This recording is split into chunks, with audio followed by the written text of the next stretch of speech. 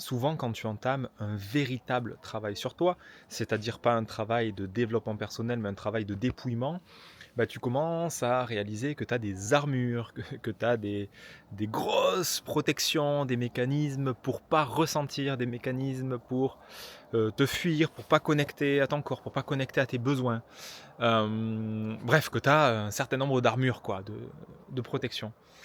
Et le premier réflexe, c'est de vouloir forcément se séparer de ces armures, c'est de vouloir les briser, les casser, c'est de vouloir s'en dépêtrer de ces armures-là. Sauf que, et si tu l'as lu, c'est un de mes livres préférés, Le Chevalier à l'armure rouillée. Dans Le Chevalier à l'armure rouillée, bah, le personnage, il cherche justement à éradiquer cette armure de façon brutale. Il va voir le forgeron qui va taper très très fort avec ses outils, et ça marche pas, parce que l'armure, elle est trop costaud en fait. Et, et c'est ça le problème de ce genre de démarche, c'est que l'armure, elle vient justement d'un mode de fonctionnement trop masculin, trop yang, comme on pourrait dire avec des mots clichés.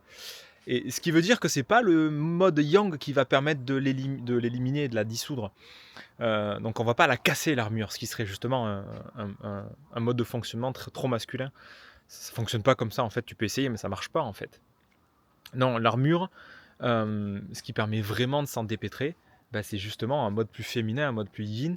Et je te laisse lire Le Chevalier à l'armure rouillée pour découvrir le fin mot de l'histoire, qui est vraiment un livre que je relis chaque année et qui m'a énormément aidé dans mon processus de reconnexion aux émotions, à la tristesse, à la sensibilité.